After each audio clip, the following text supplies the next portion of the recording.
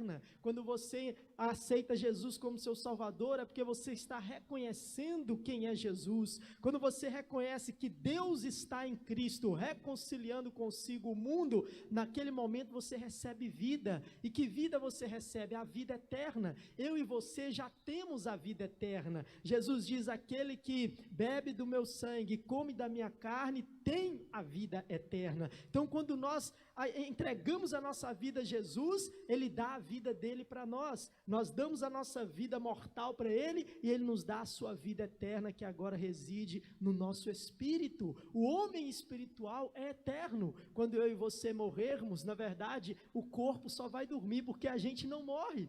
Olha o que Jesus diz, que aquele que está nele jamais morrerá. Você nunca vai morrer, eu também nunca vou morrer, nós não morremos. Como assim, pastor? Que loucura é essa? É porque esta é uma linguagem espiritual, a vida espiritual, o homem espiritual é eterno, o homem carnal, esse sim vai dormir, vai voltar ao pó, mas eu e você não somos mais apenas seres carnal, agora nós somos seres espirituais, nós temos uma identidade espiritual, e o nosso registro está em um grande livro, no cartório de Deus, escrito no livro da vida. Eu e você somos cidadãos do céu, habitando em uma terra, somos peregrinos em um mundo que não nos pertence mais, porque nós cremos que um dia nos encontraremos com o Senhor no seu reino eterno, seja pela morte física do corpo, aonde nossa alma se desprenderá e se encontrará com o Senhor, ou seja pelo arrebatamento da igreja, que pode acontecer ainda nas próximas gerações, porque estamos vendo que a volta de Jesus está cada vez mais acelerada, pessoas estão entregando sua vida a Jesus, as missões estão avançando, pessoas estão vivendo muitos sinais, o mundo também tem vivido muitos sinais. Então nós sabemos que a vinda do Senhor, ela não é tardia, ela não vai passar por muitos anos ainda, porque nós sabemos que o verbo foi, mas ele voltará, mais uma vez o Filho de Deus se manifestará a este mundo, e naquele dia, muitos que não creram nele porque estavam em trevas, vão reconhecer que estavam errados quando verem a luz de Deus resplandecendo mais uma vez sobre este mundo. Mas enquanto este dia glorioso não se manifesta à humanidade, nós já temos essa luz em nós, porque nós entregamos a nossa vida a Ele, Ele nos tirou das trevas, e a palavra diz, olha, nele estava a vida, e a vida era a luz dos homens.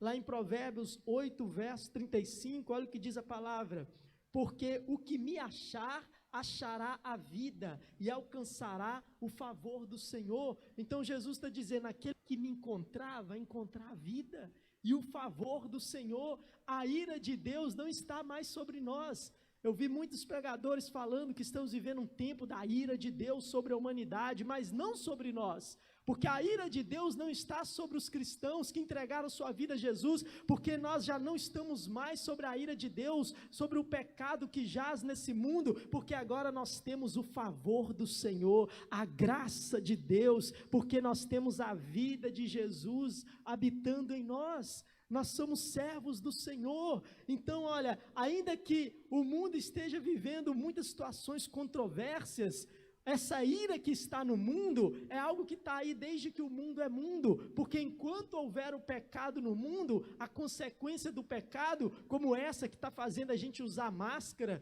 e viver esse pavor todo aí, isso tudo é o que? É consequência do pecado que está no mundo, e a gente que não tem nada a ver com isso, acaba sofrendo as consequências. Mas nós sabemos que a ira que está sobre este mundo, ela não vai nos condenar para uma vida de sofrimento, porque nós já temos o favor de Deus sobre nós, e o Senhor está conosco, e Deus nos protege, Deus nos guarda, Deus nos dá a vitória diante de um mundo que se recusa a se entregar a Jesus. Aleluia! Pode dar uma salva de palmas para Ele.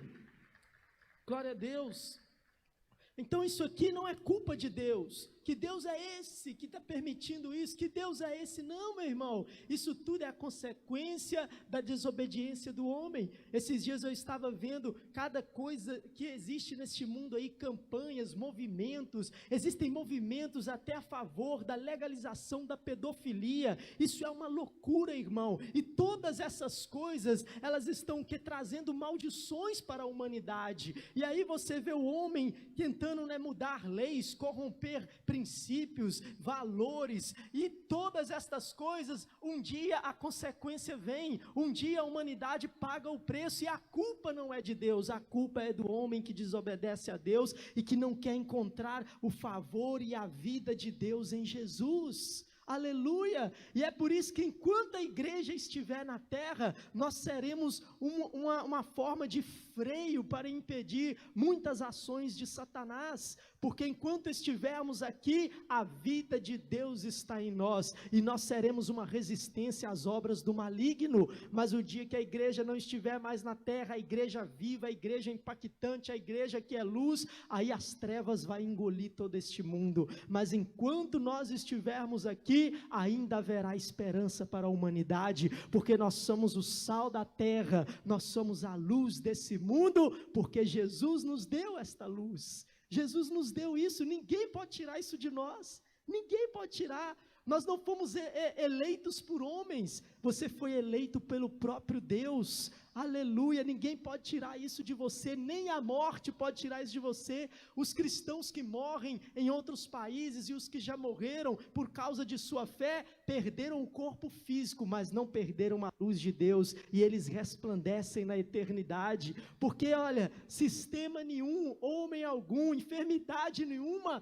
pode nos separar desta luz de Deus que está em nós. Aleluia, e nós vamos ver muitas pessoas sendo alcançadas por essa luz ainda, na sua casa mesmo, você vai ver pessoas sendo alcançadas por esta luz, porque essa luz resplandece nas trevas, e as trevas não a compreenderam.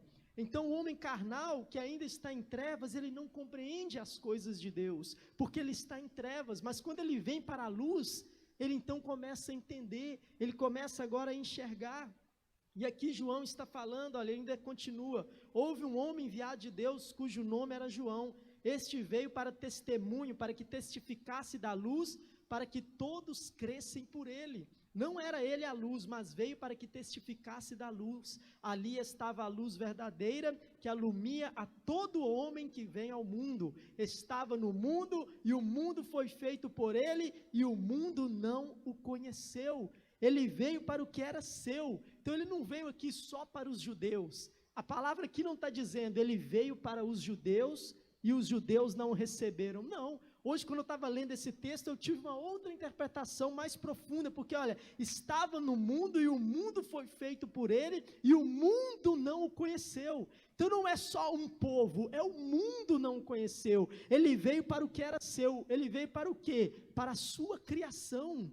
Ele veio aqui no lugar de onde ele um dia havia criado tudo. Deus veio visitar a sua criação. Ele estava no princípio, ele fez tudo, sem ele nada do que foi feito se fez, e um dia o dono, o arquiteto disso tudo, o engenheiro, o projetista, enfim, aquele que gerou tudo isso, veio visitar a obra. O dono do universo, o dono dessa terra, veio para a sua criação, mas a sua criação, olha só, não o recebeu. Muitos não o receberam, mas a todos quantos o receberam, aqui não está falando de raça, não está falando de povos, está falando a todos quantos receberam, deu-lhes o poder de serem feitos filhos de Deus. Aleluia. Qualquer pessoa que aceita Jesus, que enxerga Deus em Jesus, meu irmão, recebe este favor, essa graça, essa bênção, não pelas obras, aleluia, mas pela obra de Deus. Glória a Deus, é que nós somos salvos, e o poder dele nos torna agora filhos de Deus aos que creem no seu nome. Agora você é filho de Deus. Então agora você é um deusinho, né? Filho de peixe, peixinho é. Então o que diz o salmista, e Jesus falou aos judeus, não diz a escritura, vós sois deuses? Em que sentido? É que como filhos de Deus, agora nós temos a natureza de Deus em nós, tem algo muito grande dentro de nós, que reside em nós, que é essa natureza de Deus habitando em nós. Nós somos filhos de Deus, nós não somos apenas agora criatura. Ele veio visitar a criação, mas só depois que a criação se rendeu ao autor, que é Ele, é que ela passou de criatura para filho. Você entende isso? Então aqueles que estão no mundo foram criados. Deus também me criou. Sim, mas enquanto você não se curvar à autoridade do autor da sua vida, que é Jesus, você não vai poder experimentar o favor, o poder, a autoridade, a graça, a proteção, o livre acesso, a intimidade, a amizade, porque quando você se entrega a Jesus, você deixa de ser apenas criatura e se torna filho de Deus. Agora você tem direito a uma herança, aleluia. São muitos benefícios para aquele que é filho, não é verdade? O filho tem direitos que aquele que não é filho não tem, e aqui, olha, através de Jesus, nós nos tornamos filhos de Deus, e a palavra vai nos falar que, como filhos de Deus, agora nós somos irmãos de Jesus. Olha que loucura, porque a Bíblia diz que Ele é o primogênito entre muitos irmãos, Ele é o primeiro de todos, Ele é o unigênito Filho de Deus. Tem até um ministério que chama Jesus Cop, é um ministério americano, que eu acho legal esse nome desse ministério, porque é isso mesmo, cópia de Jesus. Nós somos chamados para ser uma cópia de Jesus, nós somos chamados para sermos como Jesus, como Paulo diz, olha, assim como sou imitador de Cristo, sejam meus imitadores também. Entende? Porque Jesus é o primogênito entre muitos irmãos. Então sempre quando você tiver dúvida a respeito de algo na presença de Deus, olhe para Jesus, imagine o que Jesus faria no seu lugar, imagine como Jesus agiria diante da situação que você esteja enfrentando ou venha enfrentar, e tome a decisão mais próxima daquilo que Jesus faria se Ele estivesse aqui, e você vai tomar a decisão certa, porque sempre quando nós imitamos Jesus, nós tomamos as decisões certas, ainda que o mundo nos odeie, porque Jesus falou, olha, por causa do meu nome, eles vão odiar vocês. Então Jesus já estava dizendo, vocês vão ser como eu, e vão ser odiados também como eu sou, mas tenham bom ânimo, no mundo sofrereis aflições. A igreja que imita Jesus é uma igreja perseguida, mesmo em um país democrático.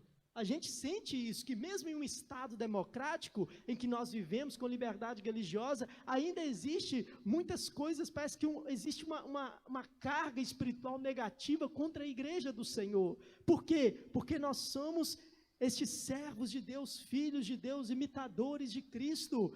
Então nós também somos, odiados pelas trevas, porque as trevas não nos compreendem, mas nós temos as armas da luz. Nós temos as armas para vencer as trevas e para trazer os filhos das trevas também para a luz.